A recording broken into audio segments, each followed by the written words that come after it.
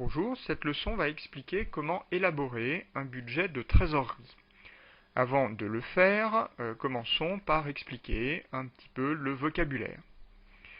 Tout d'abord, qu'appelle-t-on la trésorerie? Eh bien, la trésorerie correspond tout simplement à l'argent disponible dans l'entreprise, en caisse ou en banque à une date donnée, en faisant la différence entre les recettes et les dépenses.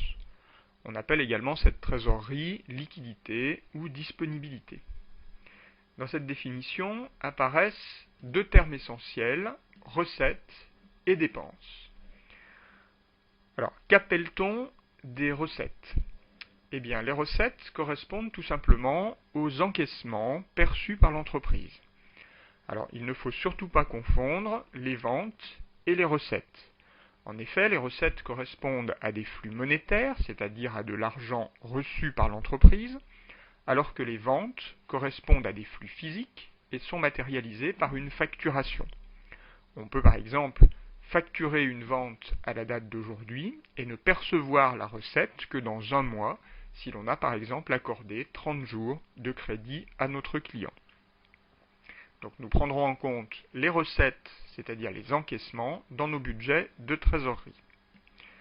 De la même manière, nous allons prendre en compte les dépenses. Les dépenses correspondent aux décaissements et il ne faut pas les confondre avec les achats.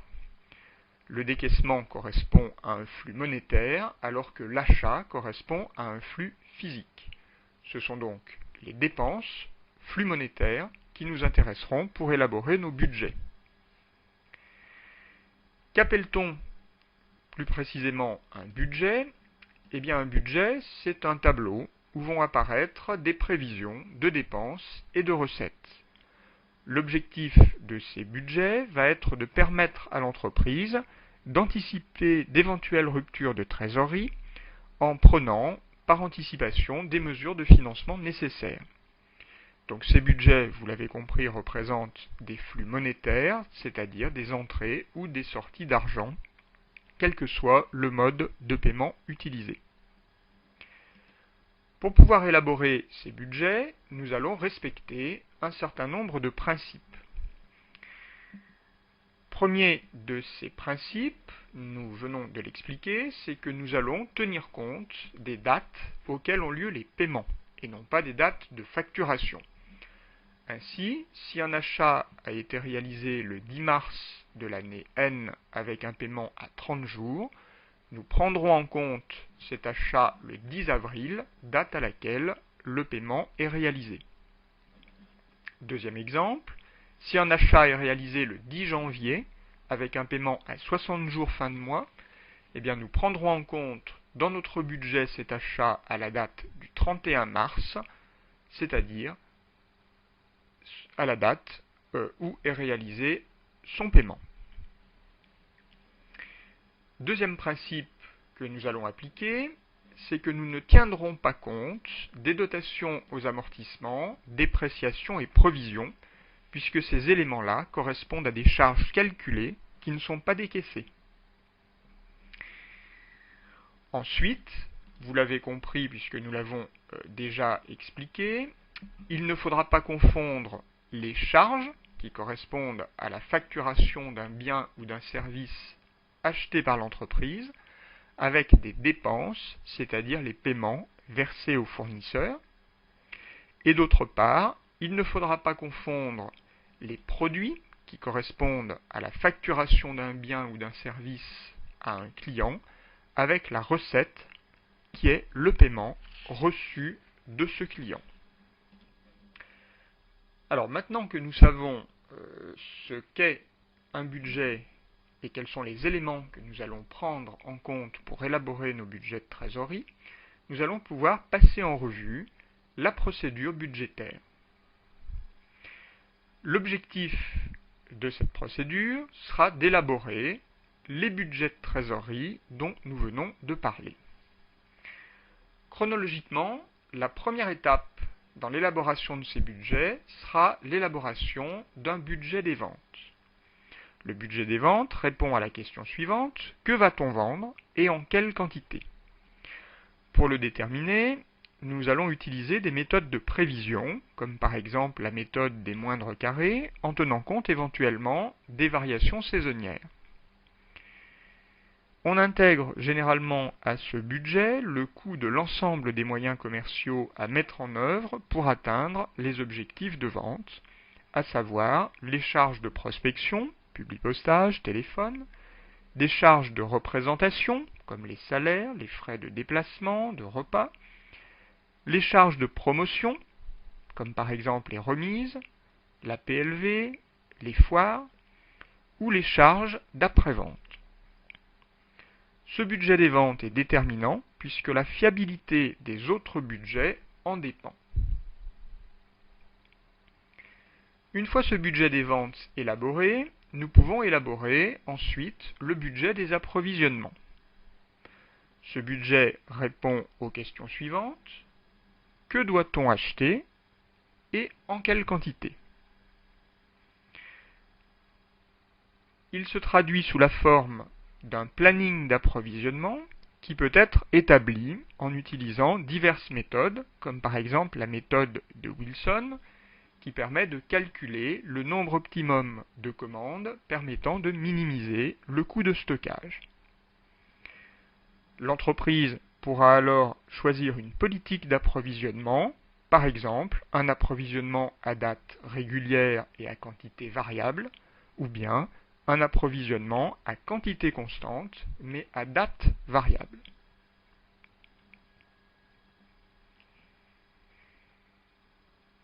Nous pouvons ensuite élaborer le budget des autres dépenses, des autres charges, ou budget des frais généraux. Ce budget peut inclure des éléments très différents selon les entreprises.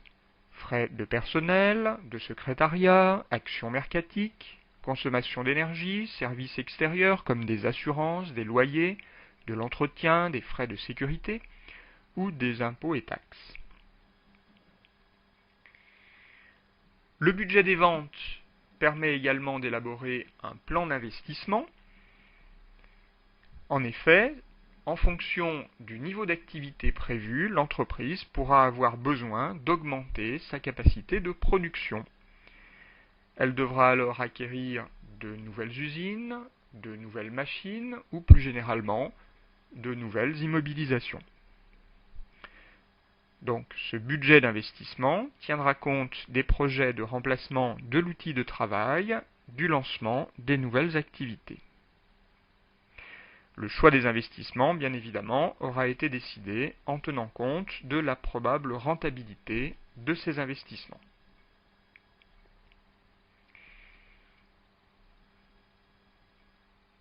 De ce plan d'investissement découlera un plan de financement, puisque l'entreprise devra trouver les fonds nécessaires pour acquérir ces immobilisations, et elle devra donc prévoir la souscription d'emprunts, ou bien la sollicitation de ses actionnaires pour qu'ils réalisent de nouveaux apports en capital, par exemple. Un certain nombre d'opérations que nous venons de citer sont soumises au calcul de la TVA. Par exemple, notre budget des ventes inclut le paiement par nos clients d'une TVA que nous appelons de la TVA collectée. Cette TVA collectée devra être reversée à l'État. Inversement, lorsque notre entreprise achète, elle doit payer de la TVA, qui est de la TVA déductible, que l'État lui rembourse. C'est le cas de la TVA payée sur les approvisionnements, mais aussi de la TVA payée sur les investissements. Il faudra tenir compte de cette TVA lorsque nous allons réaliser nos budgets d'encaissement et de décaissement. Le budget des encaissements va tenir compte de tous les éléments perçus par l'entreprise, à savoir le montant des ventes perçues, mais également les différents financements trouvés, et également la TVA déductible que va nous rembourser l'État. De la même manière, le budget des décaissements devra tenir compte de toutes les dépenses prévues, en particulier les approvisionnements payés, les investissements réalisés, les remboursements d'emprunts et les autres frais généraux, mais aussi la TVA collectée sur les ventes que nous allons devoir restituer à l'État.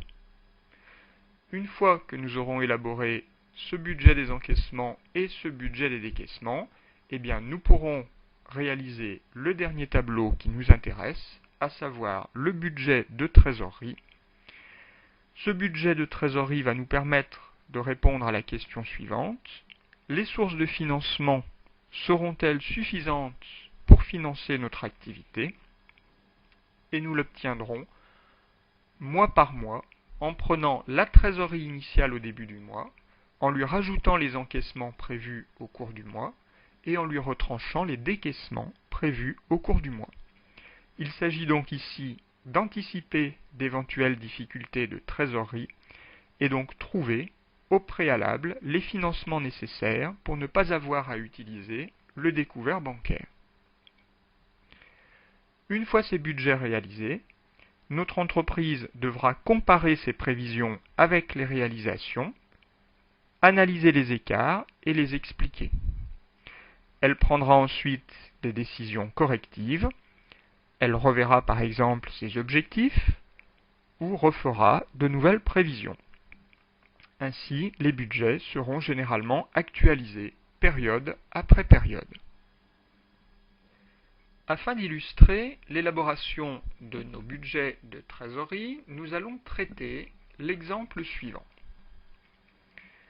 À partir des informations suivantes, nous allons élaborer pour le dernier trimestre de l'année N le budget des achats et des ventes, le budget de TVA, le budget des encaissements et celui des décaissements et le budget de trésorerie.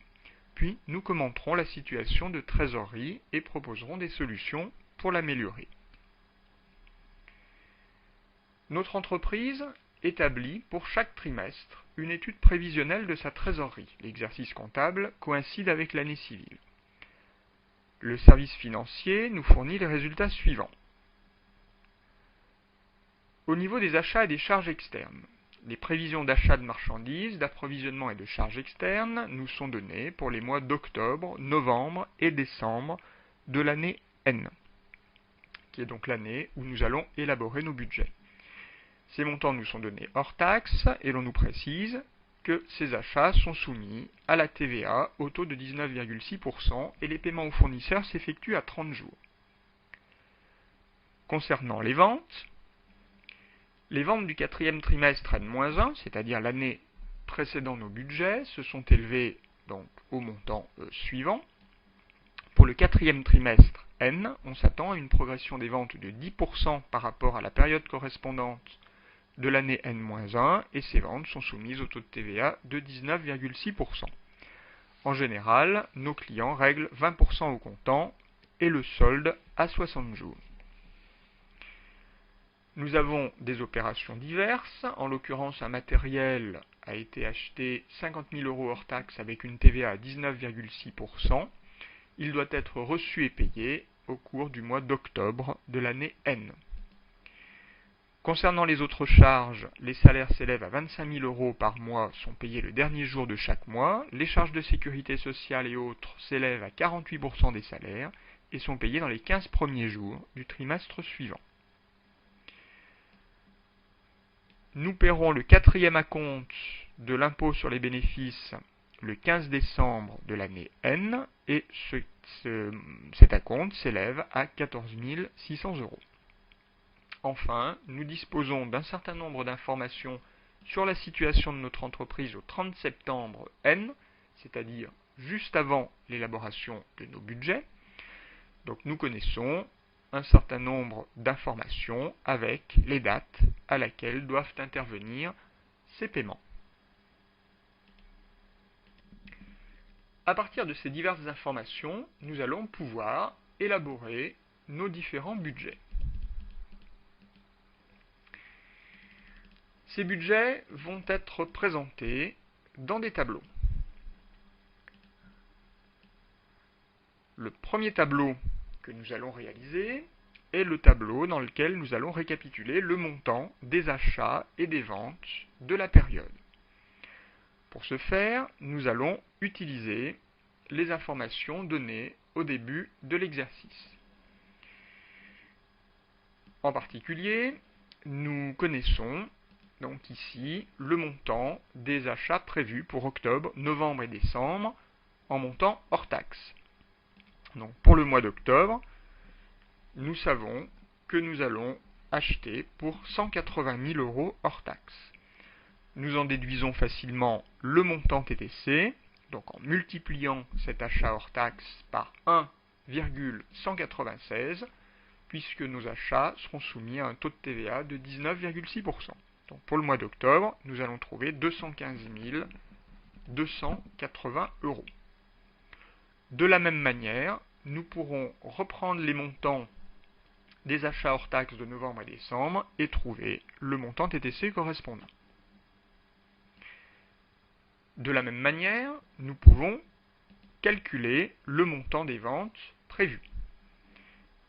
Notre exercice nous donnait les ventes du quatrième trimestre de l'année précédente en nous précisant qu'une progression de 10% était attendue.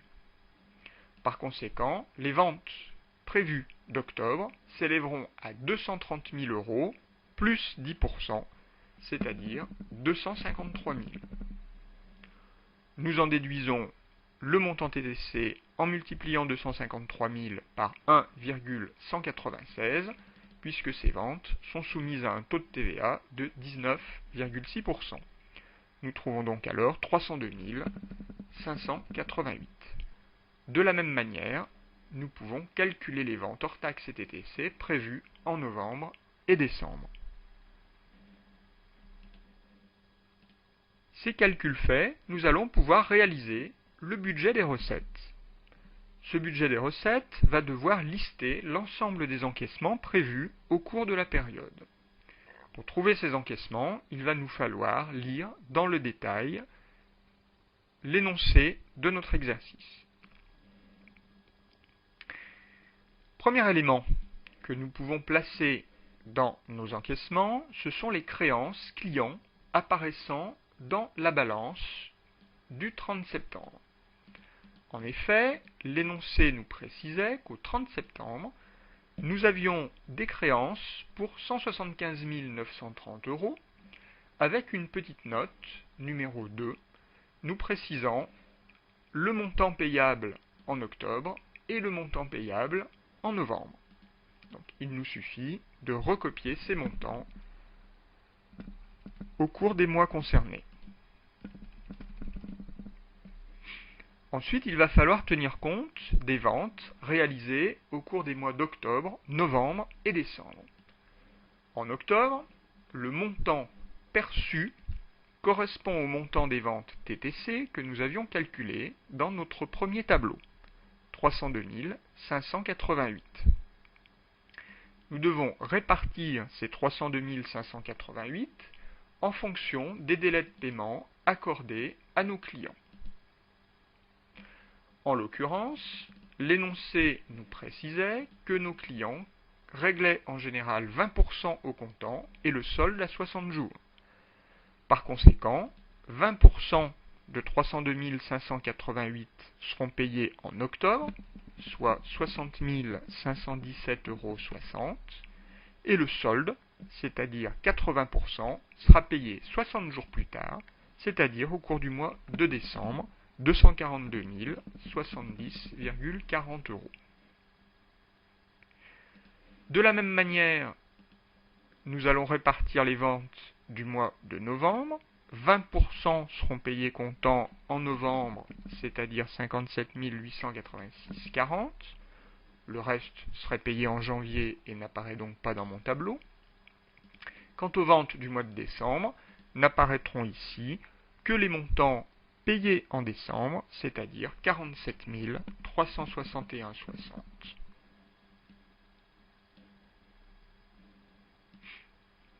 Nous pouvons ensuite faire le total de nos recettes prévues, puisque nous les avons listées en totalité.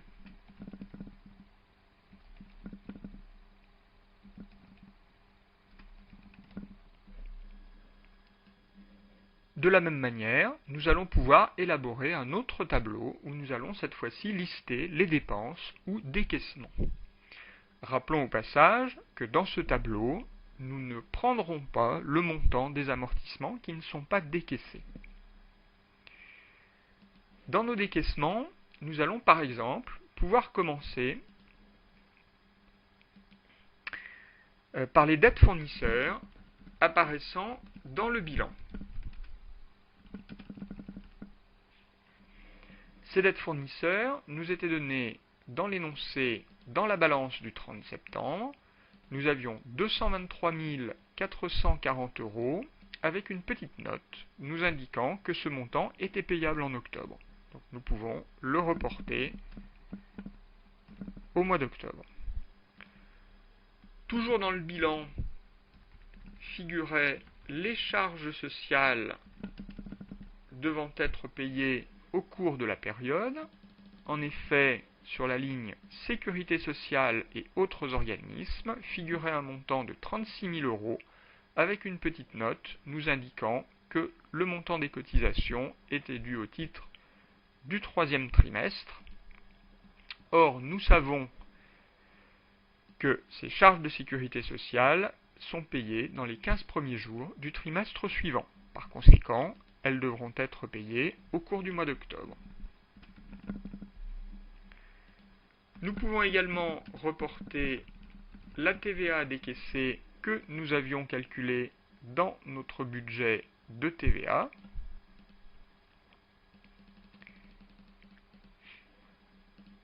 Ici même. Donc en octobre, 4 752 €, en novembre, 4 508 et en décembre, 18 032 €. Il faut ensuite tenir compte des achats réalisés au cours de la période et les répartir en fonction des dates de paiement. Donc les achats d'octobre s'élevaient à 215 280 €. Nous les avions calculés dans notre premier tableau. Et l'énoncé nous indique comment sont payés ces achats. En effet, ils s'effectuent, nous disait-on, à 30 jours. Par conséquent, nous pouvons les reporter au mois de novembre. De la même manière, nous aurons les achats de novembre, donc qui s'élevaient à 179 400 € et qui seront payés donc en décembre. Et pour mémoire, nous pouvons mettre les achats de décembre qui s'élevaient à 167 440 € TTC, qui seraient payés en janvier et qui par conséquent n'apparaissent pas dans notre tableau. En revanche, des salaires seront payés sur la période. Ces salaires, nous disait-on, s'élevaient à 25 000 € par mois et sont payés le dernier jour de chaque mois. Je peux donc reporter 25 000 € en octobre, en novembre et en décembre.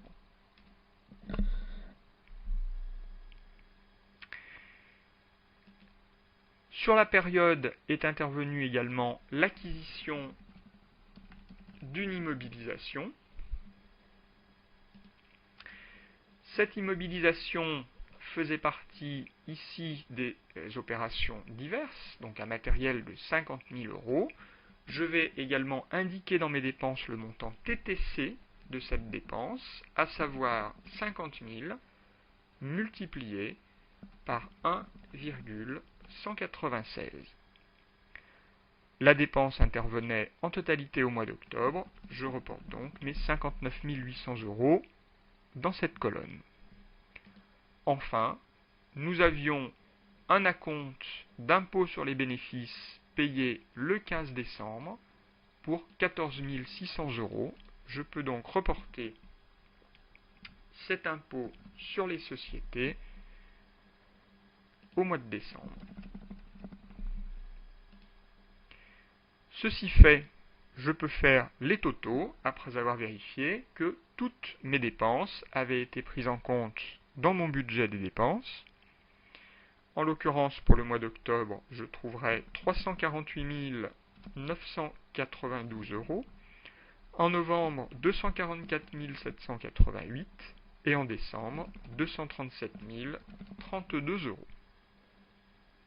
Nous venons de répertorier nos encaissements et nos décaissements. Nous pouvons donc maintenant élaborer notre budget de trésorerie. Alors, ce budget de trésorerie aura l'allure suivante. Nous allons reporter la trésorerie initiale au début du mois, lui ajouter les encaissements et lui retrancher les décaissements du mois pour finalement trouver la trésorerie prévue à la fin du mois. La trésorerie initiale début octobre correspond à l'argent disponible en banque et en caisse à cette date-là.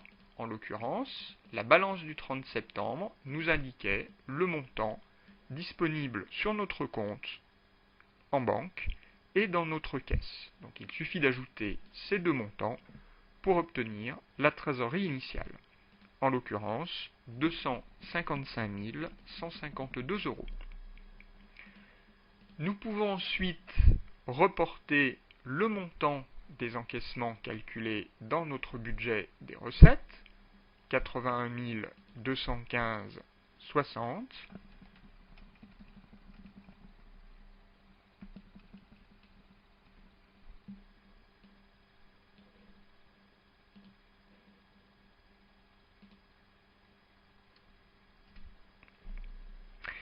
Nous pouvons ensuite retrancher le montant des décaissements calculés dans le budget des dépenses, à savoir 348 992 euros. Et nous allons donc en déduire le montant de la trésorerie finale,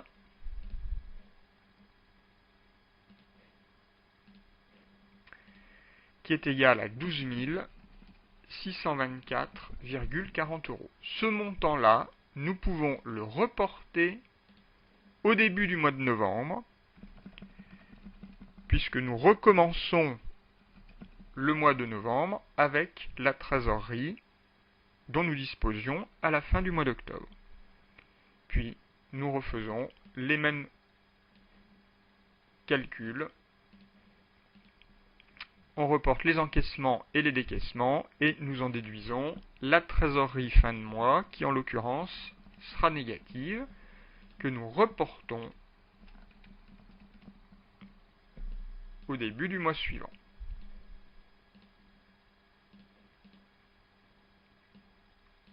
Bon, etc. Et nous finissons au mois de décembre avec une trésorerie positive de 8 106 euros. Voilà notre prévision. Une fois ces prévisions faites, il nous faut maintenant commenter nos résultats. Alors, si nous observons notre budget de trésorerie, nous pouvons, dans un premier temps, constater que nous prévoyons d'être à découvert en novembre, ce qui va entraîner le paiement d'agios coûteux. Il va falloir, par conséquent, trouver des méthodes qui vont nous permettre d'éviter ce découvert. Alors, quels conseils pourrait-on donner à l'entreprise? Premier conseil, elle doit placer son excédent de trésorerie des mois d'octobre et des mois de décembre. Ensuite, nous pouvons proposer un certain nombre de parades pour éviter le déficit de trésorerie du mois de novembre. Première parade, nous pouvons par exemple inciter les clients à payer plus vite en accordant des escomptes en cas de paiement comptant. Nous pouvons également, pourquoi pas, instaurer un paiement systématique par traite pour les paiements à crédit, ce qui évitera les problèmes de recouvrement. Nous pouvons également renégocier des délais de paiement plus longs avec les fournisseurs pour retarder certaines échéances. Et puis nous pouvons, si c'est possible, retarder l'acquisition de l'immobilisation qui intervenait ici au mois d'octobre et par conséquence venait alourdir les dépenses d'octobre. Si l'acquisition de cette immobilisation ne peut pas être retardée, nous pouvons au moins négocier un délai de paiement supplémentaire avec le fournisseur. Éventuellement, nous pouvons prévoir un emprunt bancaire pour financer l'acquisition de l'immobilisation, ce qui aura pour effet d'augmenter nos encaissements de la période. Enfin, nous pourrions proposer à l'entreprise de financer l'immobilisation par crédit-bail. On ne paiera alors que des redevances mensuelles ou trimestrielles, ce qui évitera un décaissement lourd au début du trimestre. Comme nous le voyons, la prévision de trésorerie que nous avons faite doit être analysée pour éventuellement apporter des correctifs aux opérations envisagées par l'entreprise.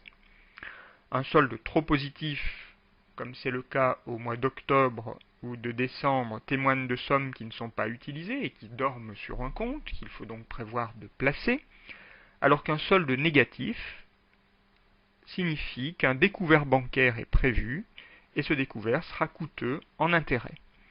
Donc cette prévision de trésorerie va avertir l'entreprise de ses découverts bancaires futurs, et les gestionnaires devront prendre des mesures adéquates pour éviter ou gérer ces situations de trésorerie négative. Si le déséquilibre est durable, l'entreprise devra accroître ses ressources stables en demandant un apport de capital aux associés ou en recourant à l'emprunt. Si le déséquilibre est lié au cycle d'exploitation, c'est-à-dire au caractère saisonnier des ventes qui limite les recettes durant quelques mois de l'année, eh bien l'entreprise pourra recourir à un crédit bancaire à court terme, comme une autorisation de découvert ou un crédit de campagne. Enfin, pour terminer, voyons quels seraient les montants qui apparaîtraient dans la balance des comptes au 31 décembre de l'année N, c'est-à-dire à l'issue des budgets que nous venons de réaliser. Eh bien, concernant le poste TVA à décaisser, eh bien, nous constaterions une dette sur l'État correspondant à la TVA du mois de décembre que nous devons donc payer au mois de janvier, à savoir 11 368 €.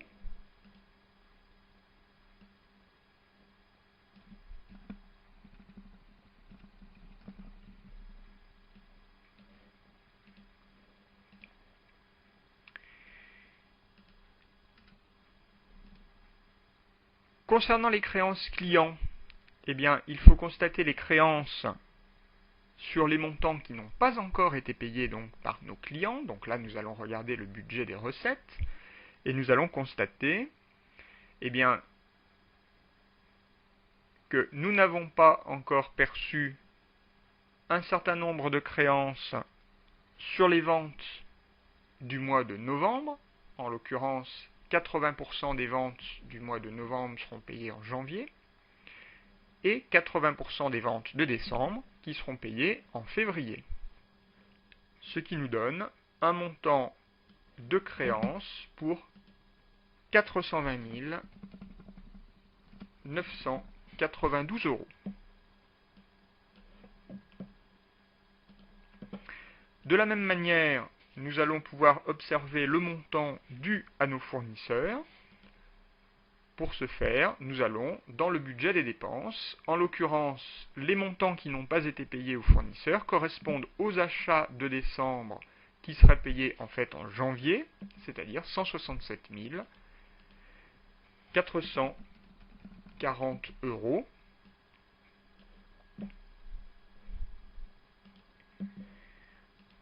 Les organismes sociaux, eh bien, nous leur devons les charges sociales sur les salaires d'octobre, novembre et décembre. Ces charges sociales seront payées au début du trimestre suivant, c'est-à-dire en janvier, et correspondent donc bien à une dette de l'entreprise sur les organismes sociaux.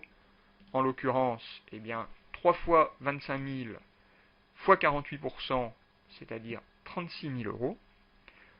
Enfin, quelles sont nos disponibilités à la fin de la période? Eh bien, pour le savoir, nous regardons notre budget de trésorerie et nous avions donc prévu d'avoir 8 106 euros de disponibilité à la fin du mois de décembre. Ce sont donc ces montants qui serviraient à l'élaboration des budgets de trésorerie pour les mois qui suivront, c'est-à-dire janvier, février, mars de l'année N+1. Et sur le même modèle, nous pourrions donc élaborer de nouveaux budgets de trésorerie.